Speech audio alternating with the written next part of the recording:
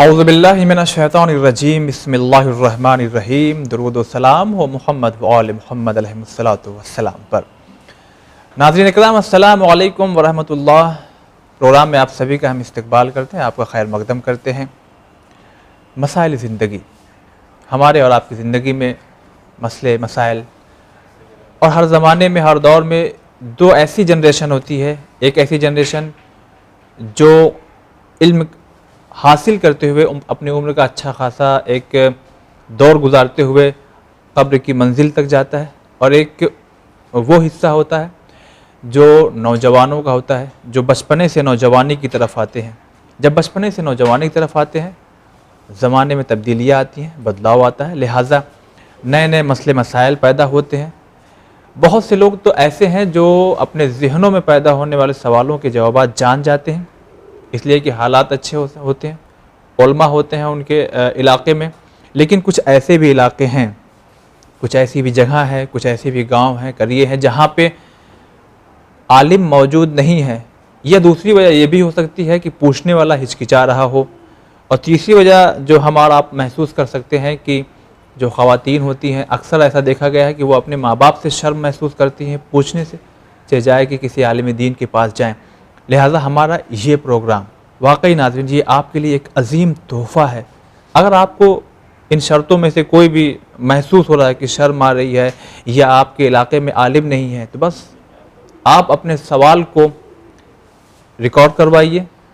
اگر آپ کو یہ لگ رہا ہو کہ میں کیسے بتاؤں کہ میں کون بول رہا ہوں، تو نام بھی بتانے کی ضرورت نہیں ہے، آپ اپنے علاقے کا بھی نام نہ بتائیں، لیکن سوال ضرور پوچھ لیں، اس لیے کہ اگر سوال کو نہ پوچھتے ہوئے عمل انجام دیتے رہیں گے تو ہو سکتا ہے کہ زندگی کے آخری حصے میں آپ کو پتہ لگے کہ زندگی بھر عمل انجام دیا لیکن وہ صحیح نہیں بلکہ غلط تھا۔ غلطیوں کو دور کیجیے، اس پروگرام سے آپ زیادہ سے زیادہ فائدے اٹھائیے۔ دوسری بات آپ سے یہ عرض کرنا ہے کہ آپ یہ پروگرام جو دیکھ رہے ہیں یہ لائیو نہیں ہے بلکہ یہ ریکارڈڈ ہے، لہذا اگر آپ کے ذہن میں یہ ہو کہ فوراً ابھی سوال پوچھا جائے تو فوراً آپ کو جواب نہیں ملے گا۔ آپ جب بھی سوال ریکارڈ کرنے کے لیے آپ جب کال کریں گے تو تیسری بات آپ کو ذہن میں یہ رکھنا ہے کہ آپ جب سوال کریں گے تو بیپ کی جیسے ہی آواز آئے گی، جب آپ فون کریں گے تو فوراً آپ کو سلام کہہ کے سوال دہرانا ہے۔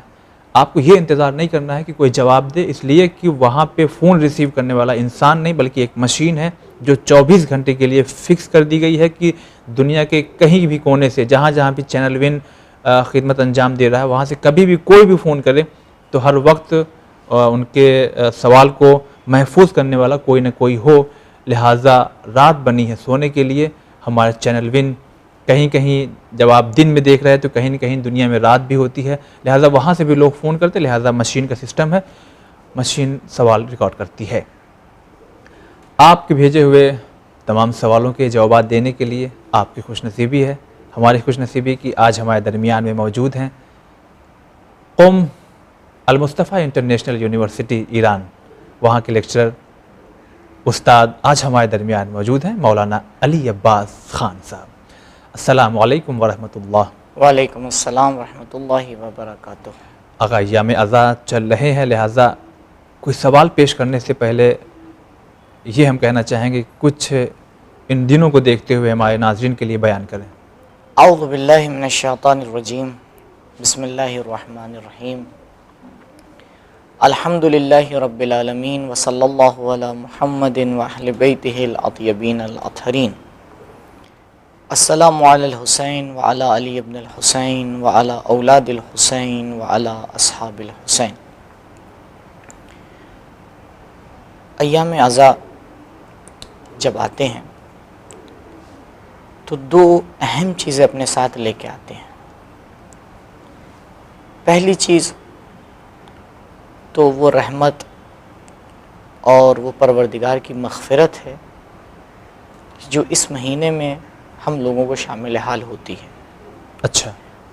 اور اسی کے ساتھ ساتھ ایک خاص کمال اور ایک خاص ترقی ہے کہ جو اس عزا کے سائے میں تمام عزاداران سید الشہداء علیہ الصلاۃ والسلام اس سے برخوردار ہوتے ہیں۔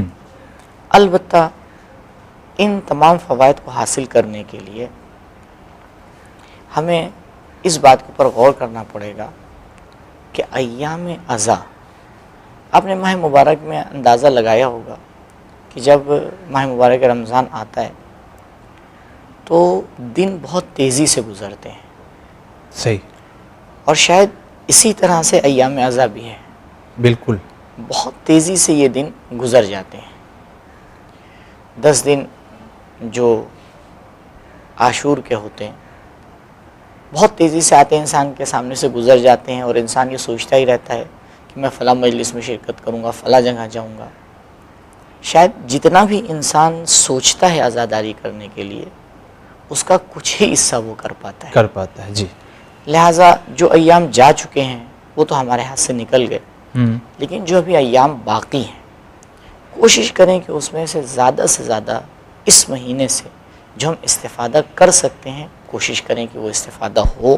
کہیں ایسا نہ ہو کہ 2 دن بعد، 4 دن بعد یا ان ایام کے آخر میں ہم متوجہ ہوں کہ محرم کا مہینہ ختم ہو گیا اور جو ہمیں اس سے حاصل کرنا تھا وہ ہم حاصل نہیں کر پائے۔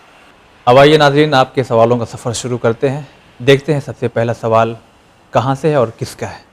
کہ میں اپنی آخرت کے سفر کو بہتر سے بہتر بنانا چاہتی ہوں، آپ مجھے پلیز یہ بتائیں کہ میں کون سا ایسا عمل کروں کہ جو میرا آخرت کا سفر آسان ہو جائے۔ السلام علیکم۔ آخرت کا سفر بڑا خوبصورت بنانا چاہتے ہیں تو کون سا عمل انجام دیا جائے؟ بہرحال میں بہت تفصیلی فہرست ان کے سامنے نہیں بیان کرنا چاہ رہا ہوں۔ جو بات روایات میں بیان کی گئی ہے وہ یہ ہے کہ انسان صرف 2 باتوں کے اوپر غور کرے، واجبات کو سمجھے اور اس کے اوپر عمل کرے، محرمات کو سمجھے اور اس کو ترک کرے۔ اگرچہ جملہ بہت چھوٹا ہے، یعنی جب بہت سی روایات میں جب متقین کی ڈیفینیشن آ کے بیان کی ہے اہل بیت علیہم الصلوۃ والسلام نے، تو انہوں نے سیدھے یہی کہا ہے کہ متقی اس انسان کو کہتے ہیں جو واجب کو انجام دیتا ہے اور حرام کو ترک کرتا ہے، لیکن خود اس بات کا طے کرنا زندگی میں کہ ہمارے اوپر کون سی چیزیں واجب ہیں۔ کچھ چیزیں جو سب کے اوپر واجب ہیں، نماز ہے، روزہ ہے، خمس ہے، زکوٰۃ ہے، جی، ماں باپ کا احترام ہے، بچوں کی تربیت ہے، یہ تو سب کے اوپر واجب ہوتا ہے۔ صحیح، لیکن کچھ واجبات کچھ لوگوں سے مخصوص ہوتے ہیں۔ جیسے مثال کے طور کے اوپر ایک انسان جو ہے کہیں کام کر رہا ہے تو اس کے اوپر اس کام کی بنسبت کچھ چیزیں واجب ہو جاتی ہیں۔ صحیح، ایک انسان باپ ہے تو باپ ہونے کے ناطے کچھ چیزیں واجب ہو جاتی ہیں۔ ایک انسان شوہر ہے، شوہر ہونے کی بنسبت کچھ چیزیں واجب ہو جاتی ہیں۔ اگر کسی کے اوپر یہ عنوان نہیں آیا ہے، نہ باپ ہے نہ شوہر ہے، تو وہ چیزیں اس کے اوپر واجب نہیں ہوتی۔ صحیح بات، تو لہٰذا ہر انسان کی اپنی اپنی ذمہ داری ہے کہ اس کی زندگی کے جو واجبات ہیں ان کی ایک لسٹ بنائے، جو محرمات ہیں ان کی ایک لسٹ بنائے اور کوشش کرے، اور روز آنا اگر نہیں ممکن ہے تو کم سے کم 2 دن 3 دن میں ایک بار آ کے وہ چیک کرے کہ وہ ان واجبات میں سے کتنوں کو انجام دے رہا ہے، ان محرمات میں سے کتنوں کو ترک کر رہا ہے۔ اس کے ذریعے سے انسان کی آخرت کا سفر واقعاً سب سے بہتر ہو سکتا ہے۔ بہت ہی اچھی تجویز آپ نے ہمارے ناظرین کے لیے پیش کی ہے۔ ناظرین دیکھتے ہیں ہمیں دوسرا سوال کہاں سے ہے۔ میں توحید احمد سہارنپور سے۔ میرا کوشچن ہے کہ جب قرآن ایک ہے اور نبی ایک ہے تو آپس میں فرقے اتنے کیوں؟ اور مجھے لگتا ہے کہ ہم لوگ قرآن کے حساب سے نہیں چل رہے، ہم قرآن کو اپنے حساب سے چلا رہے ہیں، یہ کلیئر کیجیے۔ جہاں تک ہمیں سننے میں آیا ہے کہ یہ توحید احمد شاید انہوں نے نام بتایا، قرآن ایک ہے تو یہ فرقے اتنے زیادہ کیوں ہیں؟ اور پھر ان کا وہ جملہ کہ ہم قرآن کو اپنے حساب سے چلا رہے ہیں، جواب جی وہ خود انہوں نے جواب دے دیا ہے کہ مسئلہ قرآن اور اہل بیت علیہم الصلوۃ والسلام کی طرف سے نہیں ہے، مسئلہ ہماری سمجھ کے اعتبار سے ہے۔ جی، ہر کوئی جب اپنے اعتبار سے آ کے تفسیر کرنے لگتا ہے قرآن کی تو یہی مشکلات کھڑی ہوتی ہیں۔ اگر ہم آئیں قرآن کو کی تفسیر کو اس در سے لیں کہ جس کا حکم نبی اکرم صلی اللہ علیہ وآلہ وسلم نے دیا ہے تو یہ اس طرح کی مشکلات ہمارے سامنے نہیں کھڑی ہوں گی، اور ضروری ہے کہ اس بات کے اوپر غور کیا جائے۔ اور یہاں پر ایک مسئلہ اور میں پیش کر دوں بات کی وضاحت کے لیے۔ دیکھیں کبھی کبھی جو اختلافات سامنے آتے ہیں وہ تاریخ کے پس منظر میں جو واقعات ہوئے اس کی وجہ سے پیش آتے ہیں۔ یعنی طریقہ کار یوں ہوتا ہے کہ ایک واقعہ ہو گیا، اچھا، اب اس کو صحیح کرنے کے لیے قرآن کی آیات کو اس کے اعتبار سے تفسیر کیا جاتا ہے، اوہو، جبکہ طریقہ کار یہ ہونا چاہیے کہ قرآن کی تفسیر کو ہم لیں، اس کے اعتبار سے اس واقعے کو دیکھیں، اگر وہ اس کے مطابق ہے تو اس کو مانیں، اگر مطابق نہیں ہے تو اس کو چھوڑ دیں۔ چھوڑ دیں۔ جی، یعنی یہ کوئی عاقلانہ کام نہیں ہے کہ جو کچھ بھی تاریخ میں ہوا اس کو ہم صحیح مان لیں کہ صحیح ہوا ہے. نہیں، بہت سی چیزیں ایسی تاریخ میں آپ کو نظر آئیں گی کہ جو مثال کے طور پر بعض اوقات آپ تاریخ میں دیکھیں گے کہ دو گروہ آمنے سامنے کھڑے ہیں جی آپ دونوں کو صحیح نہیں مان سکتے. صحیح بات. یا دونوں غلط ہوں گے یا دونوں میں سے کم ایک تو غلط ہو گئی. بے شک. جو ایک غلط ہے تو اس کو تو غلط ماننا ہی پڑے گا. تو اگر ہم آگے تھوڑا سا عقل کا سہارا لیں، تھوڑی سی سمجھداری کا سہارا لیں، اسلامی مطالعات کو اپنا تھوڑا آگے بڑھائیں جی تو خود بخود انسان کی سمجھ میں آ جاتا ہے کہ صحیح کیا ہے اور غلط کیا ہے. لیکن پھر اس کو قبول کرنے کے لیے ایک واقعی ایمانی جذبہ چاہیے. بسا اوقات حق ہمارے لیے روشن ہو جاتا ہے، سمجھ میں آ جاتا ہے، لیکن ہم پھر بھی اس کو قبول نہیں کر پاتے. تو یہ جو اختلافات ہیں اس کی یہ وجوہات ہیں کہ انسان خود پسندی کی وجہ سے، جہل کی وجہ سے یا لالچ کی وجہ سے یا دوسری چیزوں کی وجہ سے ان اختلافات میں آگے پڑ جاتا ہے اور پھر یہ گروہ میں بڑھ جاتے ہیں. پھر یہ گروہ بنتے چلے جاتے ہیں. اگر واقعا صحیح عقل کا سہارا لے جس کو پروردگار نے پیغمبر باطنی قرار دیا ہے اور اس کی آواز کو سنے جی اور اس کے اوپر لبیک کہے تو خود بخود یہ اختلافات ختم ہو جائیں گے. ضرور ختم ہو جائیں گے انشاءاللہ. تو ناظرین ہمیں یہ کوشش کرنا چاہیے آگا کی جو بات ہے علم زیادہ سے زیادہ حاصل کریں، خود بخود سمجھ میں آ جائے گا کہ گروہ کیوں بنے ہوئے ہیں. آئیے اب اگلا سوال لیتے ہیں. کہاں سے ہے؟ میں روبینہ نقوی چھتیس گڑھ رائے پور سے بول رہی ہوں. السلام علیکم. میرا سوال یہ ہے کہ ہمارے خاندان میں کیا بولتے عقیقہ نہیں مانتے، کیونکہ یہ عقیقہ ہوا تھا تو کوئی ختم ہو گئے تھے. جب سے ابھی تک عقیقہ نہیں ہوا ہے گھر میں کسی کا، لیکن میں اس چیز کو نہیں مانتی. میں اپنے بچوں کا عقیقہ کرنا چاہتی ہوں، تو آپ بتائیے کہ عقیقہ کر سکتے ہیں کہ نہیں. السلام علیکم. وعلیکم السلام. روبینہ نقوی چھتیس گڑھ سے. حالانکہ جواب بھی دیا انہوں نے، لیکن آپ مزید اضافہ کریں. دیکھیے یہ صرف ان کی مشکل نہیں ہے، ہمارے معاشرے میں کئی جگہ یہ بات دیکھنے کو آتی ہے کہ مثال کے طور پر کسی سنت کے اوپر عمل کیا، اس کے ساتھی میں کوئی حادثہ ہو گیا جی تو سنت کا دروازے اٹھا کے بند کر دیتے ہیں، جی جبکہ ان دونوں کا ایک دوسرے سے کوئی ربط نہیں ہے. بھئی اگر ان دونوں کا ربط ہوتا تو جہاں جہاں یہ کام ہو رہا ہے وہاں یہ ہونا چاہیے تھا. صحیح بات. بھئی آپ دنیا میں کسی کونے میں آپ آگ جلائیں گے گرمی ہوگی، بالکل. تو اگر اس کا یہ اثر ہو رہا ہے تو جہاں بھی یہ کام ہو رہا ہے وہاں اس کا اثر ہونا چاہیے تھا. عقیقہ ایک مستحب کام ہے اور روایات میں تاکید کی گئی ہے اور اس سے بلائیں ٹلتی ہیں نہ کہ بلائیں آتی ہیں. لہٰذا اپنے بنائے ہوئے دین کے اوپر نہ چلیں، جو پیغمبر اسلام صلی اللہ علیہ وآلہ وسلم نے دین ہمیں دیا ہے اور جو باتیں بتائی ہیں اس کے اوپر عمل کرنے کی کوشش کریں. بہت شکریہ، بہت خوب. اگلا سوال لیتے ہیں اس لیے جلدی جلدی لوگوں کے سوالات کے جوابات پہنچ جائیں. السلام علیکم. میں کینیڈا سے بول رہی ہوں، ٹورنٹو سے. میرا نام ہے سیدہ سلطانہ رضوی. میرا پہلا سوال یہ ہے سر کہ ہم جب نماز پڑھتے ہیں، آپ نے سستانی کی یعنی مقلد ہوں، تو کیا نماز میں موزے پہننا اور تھوڑی کو ڈھکنا ضروری ہے؟ پلیز مجھے اس کا جواب دیجیے. دوسرا سوال یہ ہے کہ ہم لوگ اکثر و بیشتر خواتین میں یہ ہم نے کسی کتاب میں نہیں پڑھا ہے، لیکن یہ کہتی ہیں عورتیں کہ نماز جو ہے اشارے قدر کی آپ روزانہ 2 رکعت پڑھیں اور جتنے بھی محرومین جو دنیا میں انتقال کر رہے ہیں ان کو اس کا ثواب بخشے. تو کیا یہ ثواب ان کو پہنچے گا؟ یہ ہمارے لیے پڑھنا یہ اچھی بات ہے. پلیز میرا سوال کا ضرور جواب دیجیے گا ان دونوں کو. شکریہ. خدا حافظ. جی اگر پہلا سوال سستانی صاحب کی یہ تقلید کرتی ہیں تو نماز میں پہلے سوال کا جواب یہ ہے کہ دیکھیں خواتین کے اوپر نماز میں جی اپنے پورے بدن کو چھپانا واجب ہے سوائے 3 حصوں کے. ایک چہرہ، وہ جو وضو میں جتنا دھویا جاتا ہے اس کو کھلا رکھا جا سکتا ہے. ہاتھ جہاں سے مڑ رہا ہے یہ اس حصے تک کے اس کو جو ہے وہ یعنی اس کو چھوڑا جا سکتا ہے. اور اسی طرح پیر. البتہ پیر میں ایک مسئلہ ہے، وہ یہ ہے کہ اگر کوئی خاتون اکیلے نماز پڑھ رہی ہے تب بھی اس کے اوپر واجب ہے کہ وہ اتنا حجاب کرے.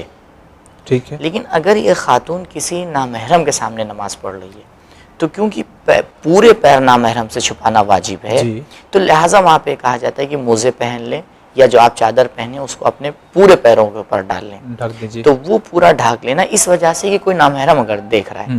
اگر کوئی نامحرم نہیں دیکھ رہا ہے تو موزے پہننا ضروری نہیں ہے اور آپ وہاں تک کہ اپنے پیروں کو چھپائے جہاں سے وہ پیر کا نیچے کا حصہ مڑتا ہے. جی تو یہ چھپانے کے اعتبار سے. اور جو دوسرا سوال انہوں نے کیا ہے اس کے حوالے سے، بے شک آپ جو بھی مستحب نماز پڑھ رہی ہیں، جو بھی مستحب کام کر رہی ہیں، آپ اس کو تمام مرحومین کو بخش سکتی ہیں، اور پروردگار متعال اس کا ثواب سب کو پہنچائے گا۔ ضرور۔ اگلا سوال دیکھتے ہیں کہاں سے۔ السلام علیکم، ہمارا سوال ہے کہ ہم زیارت عاشورہ اور دوسری تمام زیارتیں کسی بیوی کو نذر کر سکتے ہیں یا نہیں، یا پھر جن کی طرف سے زیارت پڑھی ہے یا جن امام کی طرف سے پڑھی ہے انہی کی طرف سے۔ میرا دوسرا سوال یہ ہے کہ دعائے عہد اور دعائے فرج جو کہ امام زمانہ سے منسوب دعائیں ہیں، کیا ان دعاؤں کو کسی امام یا بیوی کو نذر کر سکتے ہیں یا پھر امام زمانہ علیہ السلام کو ہی ہدیہ کریں؟ مجھے ایک بات اور پوچھنی تھی مولانا صاحب سے، جیسے ہم زیارتیں پڑھتے ہیں، زیارت عاشورہ پڑھتی ہوں میں اپنی طرف سے، اپنے والدین کی طرف سے، اپنے بہن بھائیوں کی طرف سے، کل انصار و اقربا کی طرف سے، کل مومن مومنات کی طرف سے، سنت قربتاً الی اللہ، تو کیا یہ اس کا ثواب جن کا نام ہم نے اس میں لیا ہے اپنے رشتہ داروں کا اور مومن تمام مومن مومنات کا، ان کو بھی پہنچے گا کیا اس کا ثواب؟ بس یہی میرا سوال تھا۔ السلام علیکم۔ جی، آگے سوال دہرانے کی ضرورت نہیں، اس لیے کہ آواز بالکل کلیئر ہے، جواب دیجیے۔ جی، جو ان کا پہلا سوال ہے کہ ہم کس کو ہدیہ کر سکتے ہیں، دیکھیے ایک قانون اور ایک قاعدہ ہے، جو بھی مستحب کام ہے آپ اس کو کسی کو بھی ہدیہ کر سکتے ہیں۔ اچھا، یعنی آپ مستحب نمازیں پڑھ رہے ہیں، آپ زیارت عاشورہ پڑھ رہے ہیں، آپ حدیث قصہ پڑھ رہے ہیں، جو بھی مستحب کام ہے آپ اس میں دوسروں کو اپنے ساتھ شریک کر سکتے ہیں اور اس کو ہدیہ کر سکتے ہیں۔ یہ پہلا سوال۔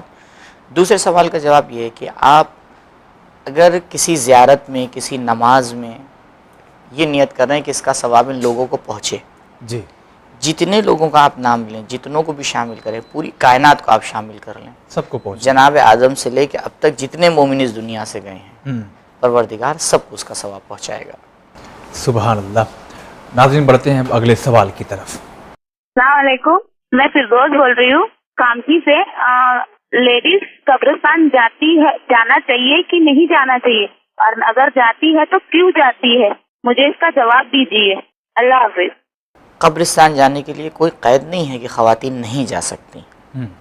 جس طرح مرد قبرستان جاتے ہیں اسی طرح خواتین بھی قبرستان جا سکتی ہیں، کوئی مشکل نہیں ہے۔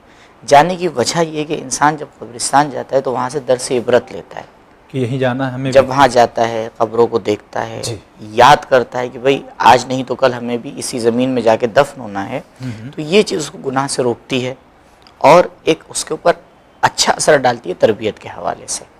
جی، تو ناظرین کوشش کرنا چاہیے کہ کم سے کم جمعرات کو تو ہر حال میں ہم جائیں اور ہمیں یہ یاد کریں کہ ہمیں پلٹ کر یہیں آنا ہے۔ بڑھتے ہیں اگلے سوال کی طرف۔ راکیش بیدی فرید آباد سے بول رہا ہوں کہ فاطمی مہر جو ہے وہ کتنا اماؤنٹ ہے آج کی ڈیٹ میں، اور اگر کسی کی شادی اب سے 10 سال یا 12 سال پہلے کوئی ہو، اس ٹائم سے مہر فاطمی مہر ہوئے ہوں اور آج کی ڈیٹ میں اس کو دینا ہو تو کتنے دے گا؟ جی، یہ فیض آباد سے فون کہ مہر فاطمہ آج کل کیا چل رہا ہے، اور اگر 10-12 سال پہلے، سوال سے یہ محسوس ہو رہا ہے کہ شاید کسی نے ادا نہ کیا ہو، تو 10-12 سال پہلے جو شادی ہوئی ہے اس وقت کیا تھا کہ انہیں ادا کرنے میں آسانی ہو جائے؟ دیکھیے 500 درہم، یہ 500 چاندی کے سکے، اس کے برابر مہر فاطمی ہے۔ جب آپ کو دینا ہے اس زمانے میں اس کا جو بھی ریٹ ہے، یا آپ وہی سکے دے سکتے ہیں یا اس کی جگہ جو اس کا ریٹ ہے اس کے مقابل میں وہ دیا جا سکتا ہے۔ بہت خوب۔ جی ناظرین، اب بڑھتے ہیں اگلے سوال کی طرف۔ السلام علیکم، سرفراز احمد بول رہا ہوں۔ جیسے کہ ہم نماز پڑھتے ہیں، جیسے ہم نماز پڑھتے ہیں تو غیر مسلم بھی ساتھ میں رہنے والے وہ ہم سے سوال کرتے ہیں اس کا مطلب کیا ہوتا ہے، ہم کو اس کا جواب دو۔ جی، احمد آباد سے سرفراز صاحب، نماز پڑھتے ہیں، دوست غیر مسلم میں پوچھتے ہیں کیا مطلب؟ تو آپ ان غیر مسلم سے پوچھیے کہ وہ جو پوجا کرتے ہیں اس کا کیا مطلب۔ سیدھا سیدھا مطلب روشن ہے کہ ہم جب نماز پڑھ رہے ہیں یعنی پروردگار کی عبادت کر رہے ہیں، جس نے ہمیں خلق کیا ہے، جس نے ہمیں بنایا ہے، جس نے ہمیں تمام نعمتیں دی ہیں، جی، اس نے ہم سے یہ کہا ہے کہ اگر تمہیں میری عبادت کرنا ہے تو اس طریقے سے کرنا ہے۔ جس نے ہمیں خلق کیا ہے وہی ہمیں بتائے گا کہ ہم اس کی عبادت کیسے کریں۔ بہت شکریہ۔ اگلا سوال۔ میرا نام فراز ہے، میں رانچی سے بول رہا ہوں۔ سوال یہ ہے کہ کسی کے سال ثواب کی نماز اگر پڑھتے ہیں تو ایک نماز میں کتنے لوگ کا نام لے سکتے ہیں ایک نماز میں، اور مرد عورتوں کی نماز پڑھ سکتے ہیں کہ نہیں، عورتوں کے سال ثواب کے لیے پڑھ سکتے ہیں کہ نہیں؟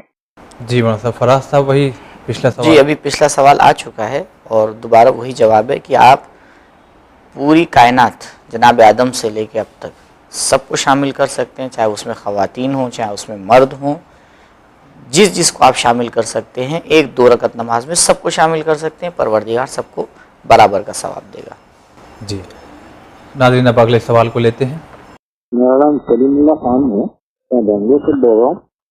میرا سوال یہ ہے کہ سورہ المائدہ کی آیت نمبر 3 الیوم اکملت لکم دین، یعنی دین مکمل ہو چکا. تو اللہ جب مان رہے ہیں کہ دین مکمل ہو چکا، تو اس آیت نازل ہونے کے بعد جو بھی آئے اسلام کے دین میں ان کی کیا اہمیت یہ میں جاننا چاہتا ہوں. السلام علیکم. انہوں نے جو سوال کیا ہے تقریباً جو سمجھ میں آیا ہے کہ سورہ مائدہ کی اس آیت کو ریفرنس قرار دیتے ہوئے بات کہی ہے کہ جب دین مکمل ہو گیا، یہ بات نازل ہو چکی ہے، جی تو اس کے بعد جو چیزیں اسلام میں داخل ہوئی ہیں جی اس کی کیا حیثیت ہے؟ دیکھیے دین کامل ہونے کا مطلب کیا ہے؟ دین کامل ہونے کا مطلب یہ نہیں ہے کہ پروردگار نے قیامت تک جو جزئی جتنے بھی مسائل ہیں ان سب کو بیان کر دیا ہے، نہیں، بلکہ اس کا مطلب یہ ہے کہ ہم نے وہ تمام قوانین بیان کر دیے ہیں کہ جس سے تم اپنے مسائل کو سمجھ سکتے ہو. اچھا. ان مسائل کو اہل بیت علیہ الصلوۃ والسلام نے ہمارے لیے روشن کیا ہے. یعنی اگر کوئی مسئلہ آج ہم اس کا جواب دیتے ہیں تو اس کا اصل جواب تو قرآن میں ہی موجود ہے. یعنی دین کامل ہو چکا ہے، یعنی اس کے اصول اور جس کے ذریعے ہم جواب دے رہے ہیں وہ قرآن میں ہی موجود ہے. سبحان اللہ. حتیٰ جو اس زمانے میں بہت سی چیزیں ہو رہی تھی وہ تک تو آپ کو اس طرح سے تفصیل سے قرآن میں نہیں ملیں گی. مثال کے طور پر قرآن یہ کہہ رہا ہے کہ ہم نے روزہ واجب کیا، جی، لیکن روزہ کب سے کب تک کے واجب کیا، کس مہینے میں واجب کیا، نماز واجب کی، حج واجب کیا، خمس واجب کیا، دیکھیے تفصیلات تو قرآن نے بیان نہیں کی ہیں. تو دین کامل ہونے کا مطلب یہ نہیں ہے کہ قرآن نے جو ہے وہ ایک ایک چیز کی پوری تفصیل بیان کر دی ہے، بلکہ کلیات کو بیان کیا ہے، اس کی فروعات کو اہل بیت علیہ الصلوۃ والسلام نے بیان کیا ہے. جی جی بہت خوب. اس لیے حضور نے آخری لمحے میں بھی وہ چیز حدیث ثقلین بیان کی تھی کہ دونوں ایک ساتھ مل کے دین کو کامل کریں گے. جی جی اب آئیے اگلا سوال لیتے ہیں. السلام علیکم، میں جموں کشمیر سے بول رہا ہوں، سری نگر سے، ڈسٹرکٹ پردامارا پڑگام. میں یہ جاننا چاہتا ہوں نبی امام علیہ السلام کی ماں کا نام کیا ہے اور کس قبیلہ سے وہ تعلق رکھتے تھے؟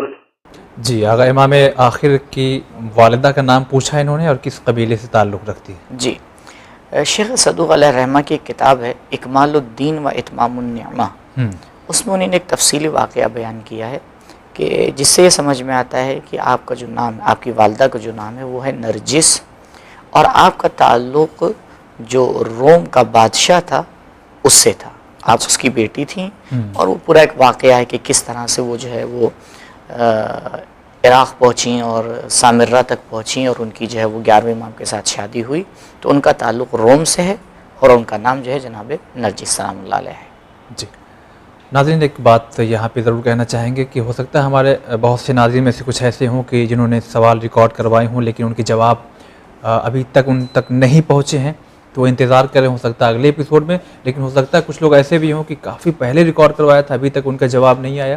تو اس کی ایک وجہ یہ بھی ہو سکتی ہے کہ ہو سکتا ہے آپ کا سوال ایسا ہو کہ جس کا جواب ٹیلی ویژن پہ اس چینل کے ذریعے دینا مناسب نہ ہو. لہٰذا اگر آپ کو یہ محسوس ہو جائے تو آپ اپنے کسی قریبی عالم کو فون کر کے یا ان کے پاس جا کر کے اپنے جواب کو آپ حاصل کر سکتے ہیں. اب لیتے ہیں اگلا سوال.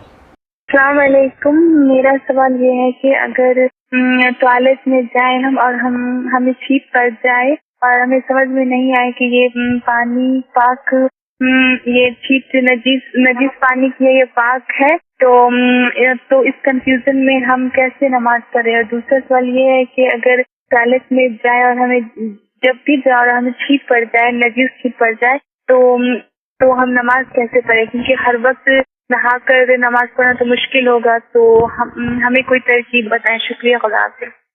جی آگا. دیکھیے نجاست و طہارت کو لے کے جو ذہنیت بنی ہوئی ہے بہت زیادہ اس کو بہت صحیح کرنے کی ضرورت ہے، اور ان جیسے سوال شاید پبلک میں بہت زیادہ ہیں. بہت زیادہ. 2 باتوں کے اوپر غور کریں. پہلی بات یہ، اگر انسان کے لباس کے اوپر کوئی چھینٹ پڑتی ہے جب تک اس کو یقین نہیں ہے کہ یہ نجس ہے جی وہ نجس نہیں ہے. یعنی اگر آپ کہیں سے گزرے, آپ کے اوپر کوئی چھینٹ پڑی, اب آپ کو شک ہوا کہ پاک ہے یا نجس, یہ پاک ہے, یہ نجس نہیں ہے. ٹھیک, لہٰذا صرف شک کی بنیاد کے اوپر آپ کسی چیز کو نجس نہیں کہہ سکتے. تو پہلی بات تو یہ ٹھیک ہے. کہ بسا اوقات ایسا ہوتا ہے کہ وہ چیز پاک ہوتی ہے لیکن ہم اس کے اوپر حکم لگا دیتے ہیں نجاست کا. پھر کہتے ہیں ہمارا دل نہیں مانتا. ہاں, تو دل کی بات کو نہ مانے, شریعت کی بات کو مانے. جی دوسرا مسئلہ یہ ہے کہ دیکھیں اگر کسی لباس کے اوپر چھینٹ پڑی ہے تو صرف لباس کا اتنا حصہ دھونا واجب ہے. شریعت یہ نہیں کری کہ اگر آپ کے لباس کے اوپر ذرا سی چھینٹ پڑ گئی تو آپ پورا نہائیں, پورے کپڑے دھوئیں, سب کچھ کریں. یہ شریعت ہمیں سہلا ہے, اور اگر اس طریقے سے ہم کرنے لگیں گے تو جو انہوں نے جو مشکل پیش کی وہی مشکل پیش آئے گی. کہ ہاں اگر ہم یہ سمجھتے ہیں کہ اگر ذرا سی لباس کے اوپر چھینٹ پڑ گئی تو پورا نہانا پڑے گا اور پورے کپڑے دھونا پڑیں گے, تو بے شک تو پھر اس طرح سے تو انسان زندگی پر یہی سب کرتا رہے گا, دوسرا کوئی کام نہیں کر سکتا. یا شریعت کو ترک کرے گا یا دنیا کو ترک کرے گا. صحیح بات. لہٰذا جو طریقہ بتایا گیا ہے اس کے اوپر عمل کریں, اور یہ جو شیطانی وسوسے ہوتے ہیں اس کو ترک کریں. انشاءاللہ ضرور. آپ نے بالکل صحیح کہا کہ یہ چھوٹے سوالات لوگوں کے ذہنوں میں ہیں, اور پھر سے میں ناظرین سے کہہ رہا ہوں, ناظرین واقعی یہ ایک عظیم تحفہ ہے, یہ پروگرام آپ کے لیے ہے. ذہنوں میں جو بھی شریعت کے متعلق سوال ہو پلیز آپ فون کر کے اس سے پھر جواب حاصل کر لیجئے, اور عمل کریں تو صحیح عمل کریں. اگلا سوال لیں گے اب. السلام علیکم, میں بارہمولہ کشمیر سے جلیل انصاری بول رہا ہوں. میرا مولوی صاحب سے سوال ہے کہ کیا عید کے روز, اگر عید جمعہ کو آ جائے, کیا اس روز جمعہ ہم پڑھ سکتے ہیں کہ نہیں پڑھ سکتے ہیں؟ مجھے اس کا جواب چاہیے. شکریہ, السلام علیکم. جی کبھی کبھی ایسا ہوتا ہے کہ عید جمعے کے دن پڑھ جاتی ہے. ٹھیک ہے. اب صبح لوگ جاتے ہیں نماز عید پڑھنے کے لیے. جی. اب اس کے بعد دوپہر میں جمعہ ہے, تو یہاں پر فتویٰ یہ کہ آپ کو اختیار ہے, یعنی امام جمعہ جو ہے اس شہر کا, اس کو اختیار ہے کہ وہ جمعہ قائم کرے یا جمعہ قائم نہ کرے. اور جو لوگ نماز عید میں شرکت کر چکے ہیں ان کو بھی اختیار ہے کہ وہ جمعے میں اگر قائم ہو رہا ہے جی تو اس میں شریک ہوں یا شریک نہ ہوں. اگلا سوال لیں گے. السلام علیکم, میرا نام عتیق علی مرزا ہے, میں ابوظہبی سے بات کر رہا ہوں. مجھے مولانا سے فکر کرنا تھا کہ ہماری بیوی کو ہم نے طلاق دے دیا ہے, لیکن وہ بھی ہم سے ابھی مطالبات کرتی ہیں پیسے کی اور ہر چیز کی, تو کیا یہ جائز ہے یا جائز ہے؟ اس کے پر ہمیں امیڈیٹلی ذرا بتائیں کہ ہم بہت کوٹ میں پریشان ہیں, اور ہم چینل دیکھ رہے ہیں, اگر اسی چینل کے پر ہمیں خلاصہ کر دیے تو بڑی مہربانی ہے. عتیق علی مرزا ابوظہبی سے ہیں. السلام علیکم ورحمۃ اللہ وبرکاتہ. وعلیکم السلام. ابوظہبی سے سوال. وائف کو طلاق دے چکے ہیں لیکن وہ ابھی بھی مطالبہ کرتی ہیں پیسے وغیرہ کا. دیکھیے جب تک خاتون کسی مرد کی زوجیت میں رہتی ہے اس کا نفقہ مرد کے اوپر واجب ہے شرائط کے ساتھ. جب انسان طلاق دے دیتا ہے تو جو عدت کے دن ہیں, یعنی جتنے دن وہ خاتون عدے میں رہتی ہے جی اتنے دن بھی اس کا نفقہ جو ہے وہ مرد کے اوپر واجب ہے. لیکن جب وہ دن ختم ہو جاتے ہیں تب دونوں کا رابطہ ایک دوسرے سے بالکل ختم ہو جاتا ہے. ٹھیک. جب رابطہ ختم ہو گیا ہے تو نہ نفقہ واجب ہے, گرچہ وہ مطالبہ کرے لیکن اس کا مطالبہ صحیح نہیں ہے, اور ان کے اوپر بھی واجب نہیں ہے کہ اس کو کوئی پیسہ یا کوئی اور چیز دیں اگر وہ عدت کے ایام ختم ہو چکے ہیں تب. بہت شکریہ. اس سوال سے یہ ظاہر ہوا کہ واقعی ابھی بھی لوگ یہ سمجھ رہے ہیں کہ یہ پروگرام لائیو نہیں چلتا, یہ ریکارڈڈ ہے. تو آپ اپنے سوال کو ریکارڈ کرائیے اور پھر آپ کو انتظار کرنا ہوگا نیکسٹ ایپیسوڈ جو آئے گا, تو انشاءاللہ اس میں آپ کے سوال کے جواب پہنچائے جائیں گے. اب آئیے اگلا سوال لیتے ہیں. السلام علیکم جاوید صاحب, بہت بہت مبارک ہو عید الاضحیٰ آپ کو بھی اور آپ کے چینل کو بھی. آپ کے چینل پر میں نیر اقبال لکھنؤ سے بول رہا ہوں. آپ کے چینل پر مختلف چیزوں کے سوالات آتے رہتے ہیں اور آپ جواب بھی دیتے رہتے ہیں, لیکن مجھے کہنا یہ ہے کہ اکثر و بیشتر یہ سوال یہ ہوتا ہے کہ اللہ کی راہ میں خمس و زکوٰۃ کیسے خرچ کیا جائے, زیادہ سے زیادہ خمس کیسے دیا جائے, زکوٰۃ کیسے دی جائے, اور اللہ کی راہ میں خرچ اس کے طریقے تو آپ بتاتے ہیں. برائے مہربانی کو ایسا بھی طریقے بتایا کہ اللہ کی راہ میں پیسے کیسے پیدا کیے جائیں, اللہ کی راہ میں چل کے پیسے کہاں سے, یہ بھی نوجوانوں کو بتائیں اور ان کی جس سے بےروزگاری دور ہو. کیا خالی مجلسیں پڑھ کر اور دینی کام کر کے ہی پیسے پیدا کیے جا سکتے ہیں اللہ کی راہ میں؟ خدا حافظ. جی اب بہت زیادہ میرے لیے کلیئر نہیں ہے کہ ان کا اصل سوال ہے کیا. اگر یہ پوچھنا یہ چاہ رہے ہیں کہ وہ طریقہ کیا ہے پیسے کمانے کا, جی تو اس کا طریقہ محنت ہے. پروردگار نے طریقہ محنت رکھا ہے. انسان جو بھی کماتا ہے, جو بھی روزی روٹی کماتا ہے, وہ اپنی صلاحیت ہوتی ہے اس کی, اس کے اوپر وہ عمل کرتا ہے, جا کے محنت کرتا ہے, کام کرتا ہے, پروردگار ترقی دیتا ہے. بے شک. واجبات کے اوپر عمل کر رہا ہے, محرمات کو ترک کر رہا ہے, کوشش کر رہا ہے, پروردگار اس کو برکت عطا کرے گا. تو یہ طریقہ کار ہے. اب اس کے علاوہ اگر یہ مثلا کچھ اور پوچھنا چاہ رہے ہیں تو بہرحال اپنے سوال کی وضاحت کریں. جی ضرور. یہیں ناظرین سے گزارش کروں گا کہ اکثر جو آپ فون ریکارڈ جو سوال ریکارڈ کرواتے ہیں تو آس پاس کا ماحول بھی دیکھ لیں, کہیں زیادہ آوازیں تو نہیں آ رہی. اس بات کا خیال رکھیں گے تو آواز بالکل کلیئر آئے گی اور صحیح سوال کا صحیح جواب پہنچے گا. لہٰذا اگلے سوال کی طرف بڑھیں گے ہم.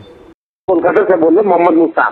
ہمارا وقت یہ ہے کہ ہمارا وائف ہم حج کرنے میں جا رہا ہے, ہمارا وائف حج کرنے جا سکتی ہے؟ جہاں تک سمجھ میں آیا ہے کہ سوال یہ ہے کہ میں حج پہ نہیں جا رہا ہوں تو کیا میری وائف حج کرنے جا سکتی ہے؟ ہاں بالکل جا سکتی ہیں. اگر حج ان کے اوپر واجب ہے تو جانا ضروری ہے کہ وہ حج پہ جائیں. البتہ جو حج کے جو شرائط ہیں, جو ہو سکتا ہے کسی جہاں حج کرنے جا رہے ہیں اس ملک کی طرف سے شرط لگائی جائے کہ بھئی آپ کے ساتھ کوئی محرم ہو, وہ ایک الگ مسئلہ ہے, لیکن خود ان کا جانا کوئی مشکل نہیں ہے. کوئی مشکل نہیں. ٹھیک ہے, اگلا سوال ناظرین آپ کی خدمت میں.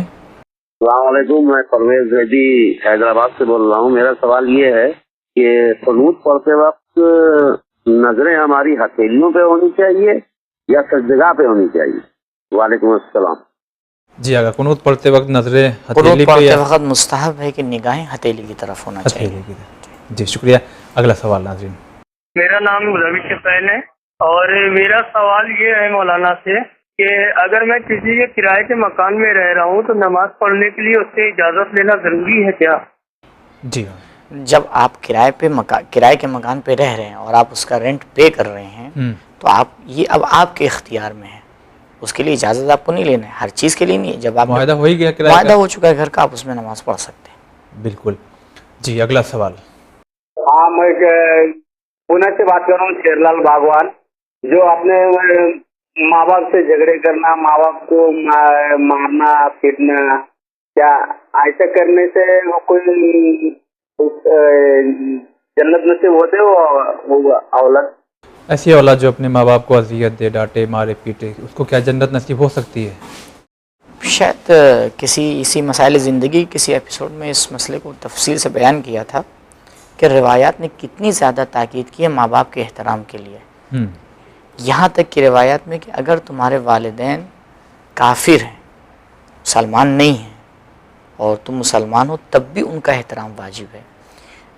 ایک روایت میں امام جعفر صادق علیہ السلام کے بیان کر رہا ہوں کہ حضرت فرماتے ہیں کہ اگر والدین جوان بیٹے کو ظلمن یعنی ماں باپ ظلم کر رہے ہیں اور بیٹا جو ہے وہ حق پر ہے, کوئی بات اس نے کہی, والدین نہیں مان رہے, اور اس وجہ سے اس کو گھر سے باہر نکال دیں, اچھا, اور وہ گھور کے ان کو دیکھے یا مثال کے طور پر غصہ کرے, کچھ کہے نا, صرف اس وجہ سے پروردگار اس کے اوپر جنت کو حرام کر دیتا ہے. جبکہ ماں باپ کا احترام یعنی یہاں تک کہ روایات میں آیا ہے. اور بہرحال عظیم یہ ایک چیپٹر ہے کہ کس طرح سے خود قرآن میں سورہ بنی اسرائیل کی بہت سی آیات ہیں کہ جس میں جو ہے وہ پروردگار نے ماں باپ کے احترام کے لیے بہت زیادہ تاکید کی ہے. جی ناظرین, ہمیں واقعی چاہیے کہ اپنے ماں باپ کا زیادہ سے زیادہ احترام کریں اور عذاب خدا سے بھی محفوظ رہ جائے اور انشاءاللہ جنت میں داخلہ ہو جائے گا. اگلا سوال. حیدرآباد سے بات کر رہی میں. السلام علیکم. میرا سوال ہے یہ, ایک وضو ٹوٹے بعد دوسرا وضو فوراً کر سکتے ہیں کیونکہ مسا کرے بعد سے تو وہاں کچا رہتا ہے, وہ دوسرا کر سکتے ہیں یا پورا سکھائے بعد کرنے کا ہے؟ اور میرا دوسرا سوال یہ ہے, بچوں کے سنڈے کے ٹائم آپ لوگ بتا رہے ہیں سارے چیزاں بہت اچھے ہیں, مگر اور بہت سارے کارٹونس جو بچوں کے بہت ہے, اگر آپ بتائیں گے تو بچے دوسرے چینلز نہیں دیکھیں گے, یہ چینل دیکھیں گے تو لوگوں کو دیکھتے دیکھتے پورے مذہبی باتیں معلوم ہوں گے, جیسا پورے چیزاں سیکھ لیں گے, وہ نہیں کرنا پڑے گا. اور دوسرے چینل دیکھنے سے بھی وہ لگا بیکار چینل دوسرے کارٹون دیکھنے سے بھی بچیں گے تو اس سے بھی بہت ثواب ملے گا, بہت ہوئے گا. آپ لوگوں کا بھی چینل بہت اچھا ہے. اللہ تعالیٰ آپ لوگوں کو دلی خواہشات جو بھی آپ لوگوں کے پورے ہو. تو ہم لوگوں کے یہ دعا ہے کہ آپ لوگ ایسے ہی ترقی کرتے رہے. یہ چینل بہت اچھے ہے, قبلوں کا بھی بہت اچھا آپ لوگ بتا رہے کر رہے, بہت اچھا ہے. میں گھر پہ ہی رہتی ہوں, پہلے بہت بور ہوتی تھی, مطلب یہ جو چینل دیکھ رہی ہوں, میرے کو بھی بہت معلومات ہو رہی. بس اس میں دعا میں آپ لوگوں کے لیے ہم دعا کرتے رہتے ہیں. اسی طرح سے چینل جو ہے تو اونچائی پہ پہنچے, ہم سب کی یہ دعا ہے. وعلیکم السلام. جی آگا, یہ حیدرآباد سے, اور ان کا یہ پہلا جو سوال تھا جہاں سمجھ میں آیا ہے کہ ان کا کہنے کا مطلب پہلا وضو کیا, مسح کیا, پھر اسی پہ دوسرا وضو کرنا چاہیں تو کیونکہ مسح کا پانی اگر دیکھا جائے بظاہر ہے تو دوسرا وضو کر سکتے ہیں کیا اس پہ؟ تو یہ بہت ہی روشن سی بات ہے کہ مثال کے طور پر آپ وضو کر رہے ہیں اور وضو کی لاسٹ اسٹیج میں ہیں اور وضو ٹوٹ گیا, جی اب آپ کو دوبارہ وضو کرنا ہے. ٹھیک ہے, تو جو ہاتھ یا چہرہ گیلا ہے بہتر ہے کہ اس کو خشک کیا جائے, سکھا لیں. اچھا, اور اگر آپ نے ایک جگہ پہ مس کیا ہے تو اس سے تھوڑا ہٹ کے دوسری طرف مس کر سکتے ہیں, کیونکہ سر کا جو آگے کا حصہ ہے اس میں آپ کہیں پہ بھی مسا کریں, مسا صحیح ہوتا ہے. جی تو اگر مثلا بیچوں بیچ میں مسا کیا ہے تو تھوڑا ادھر ہٹ کے مسا کر سکتے ہیں, کوئی مشکل نہیں. جی جی, بہت شکریہ آپ کا کہ آپ نے یہ جو تجویز دی ہے بچوں کے لیے. واقعی انشاءاللہ دھیرے دھیرے ہم بہت سارے کام ہمارا چینل کر رہا ہے, تو انشاءاللہ اس پہ بھی روشنی ڈالی جائے گی, اور آپ کے اس تجویز کا بہت شکریہ ادا کرتے ہیں. اگلا سوال لیتے ہیں. السلام علیکم, میں کھروا جلال پور سے حسن اقبال بول رہا ہوں. میرا سوال مولانا صاحب سے یہ ہے کہ جیسے ہم نے ایک سال کا خمس 18,000 روپے نکال دیا ہے, ہماری کوئی کمائی نہیں ہے, اور پھر وہ 18,000 روپے آگے بنے تو کیا ان کے اوپر خمس ہے؟ اور میرا ایک سوال اور یہ ہے کہ جیسے ہم نے سارا زندگی کا ہم نے خمس نکال دیا ہے اور ہماری کوئی آمدنی نہیں ہے, گھر میں ہماری بہن ہے, ہماری بہن بیوہ ہو چکی ہے, اسے کوئی کمائی نہیں ہے, اس نے ساری زندگی کا خمس نکال دیا ہے, تو اس کے بعد کیا اس پر خمس واجب ہے؟ السلام علیکم. جی, جہاں تک سمجھ میں آیا پہلا سوال ان کا یہ ہے کہ پہلے سال جو انہوں نے خمس کی رقم تقریباً 18,000 ادا کی, اب جو ہے آمدنی نہیں ہے لہذا اتنا ہی بچا ہی ہوا ہے, تو اب اس پہ خمس ہے کہ نہیں؟ دیکھیے یہ مسئلہ کئی بار اس طرح کے مسائل کلیئر ہو چکے ہیں. خمس بچت کے اوپر ہے. جی, اگر آپ نے ایک پیسے میں ایک بار خمس نکال دیا اور دے دیا تو جو باقی پیسہ بچا ہوا ہے جب تک کہ وہ آپ کے پاس محفوظ ہے اس کے اوپر دوبارہ خمس نہیں ہے, مگر ایک یہ پیسہ آپ خرچ کر دیں, چاہے دوبارہ اتنا ہی پیسہ آپ کے پاس آ جائے دوبارہ اس پہ خمس ہو جائے گا. یعنی 10,000 بچا تھا میرے پاس, جی, تو ہم نے کیا کیا کہ 5,000 نکال لیا اس نیت سے کہ 5,000 بعد میں ہم جوڑ دیں گے. اب آپ نے جوڑ دیا اس پہ خمس ہو جائے گا. اوہ اچھا, اس 5,000 پہ, ہاں, جب تک کہ وہ پیسہ جس کا آپ خمس نکال چکے ہیں آپ کے پاس باقی, اس کے اوپر دوبارہ خمس نہیں ہوگا. ٹھیک, یہ پہلے سوال کا جواب ہے. دوسرا سوال انہوں نے بتایا کہ بہن کی جو بیوہ یعنی شوہر کا انتقال ہو چکا ہے وہ بھی خمس نکال چکی ہے, اب آمدنی کہیں سے نہیں ہے, تو کیا ان پہ ابھی بھی واجب ہے خمس؟ جب آمدنی نہیں ہے تو خمس کیسے واجب ہوگا؟ نہیں واجب ہوگا. جب کوئی کمائی ہوگی, جب کوئی پیسہ آ رہا ہوگا کسی بھی حوالے سے, کمائی کے حوالے سے ہو, کوئی ان کو دے رہا ہو, کوئی ہدیہ کر رہا ہو, کچھ آ رہا ہو پیسہ, تب اس کے اوپر خمس ہوگا. وہ بھی سال کے بعد ان کے پاس وہ بچے, جو بچے گا اس کے اوپر. اگر ایسا نہیں ہے تو خمس واجب نہیں. جی بہت شکریہ, اور ہم ایسے ناظرین کا بھی بہت شکریہ ادا کرتے ہیں کہ جو اس اسٹیج پہ پہنچ جانے کے بعد بھی دل میں خوف خدا اور خیال یہ رکھتے ہیں کہ ہم کو خمس ادا کرنا ہے جبکہ کوئی آمدنی نہیں ہے, اور لمحہ فکریہ ہے ان لوگوں کے لیے جن کی یہاں آمدنی بہت زیادہ ہے اور خمس نہیں ہے, لہذا غور و فکر کیجیے, پلٹ کر خدا کی بارگاہ میں جانا ہے.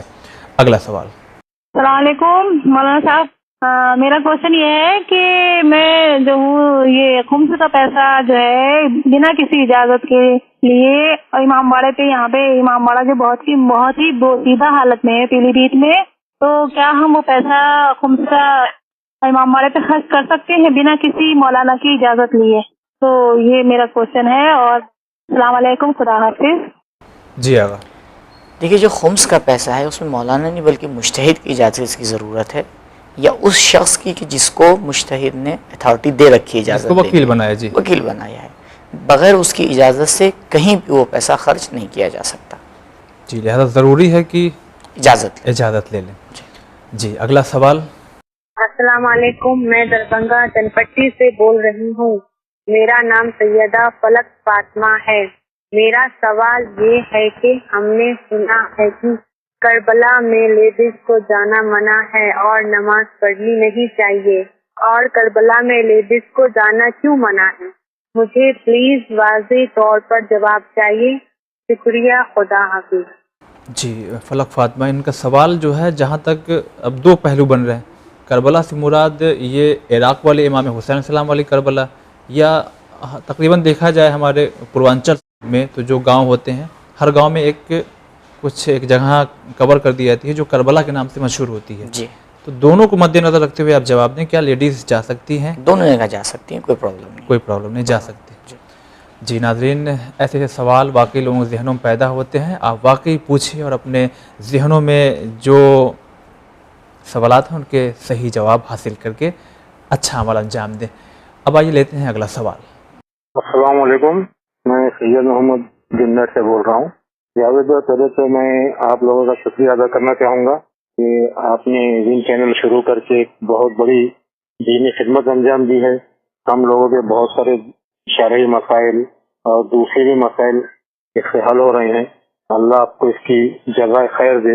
اور مولانا صاحب کی خدمت میں بھی سلامت کیجیے. میرا مجھے یہ پوچھنا تھا کہ ہم جو یوم عرفہ مناتے ہیں تو عرفے کا مطلب کیا ہے، اور یہ یوم عرفہ ہے اس کی حقیقت کیا ہے؟ یعنی اس دن ایسی کیا خاص خصوصیت ہے اس کی کہ ہمیں اس دن بڑی عبادت اس کے ساتھ منانا پڑتا ہے؟ شکریہ بہت بہت. شکریہ آپ کا بھی کہ آپ لوگوں کی ہمت حوصلہ افزائی ہے کہ ہمارا یہ کام اور دن دنی رات چوگنی ترقی کر رہا ہے. بس التجا یہی ہے کہ آپ بھی ہمیں دعاؤں میں یاد رکھیے گا. سوال سمجھ گئے ہوں گے، جواب دیجیے. دیکھیے، روز عرفہ 9 ذی الحجہ کو ہے، یعنی عید سے ایک دن پہلے کا جو دن ہے اس کو روز عرفہ کہتے ہیں. ٹھیک ہے.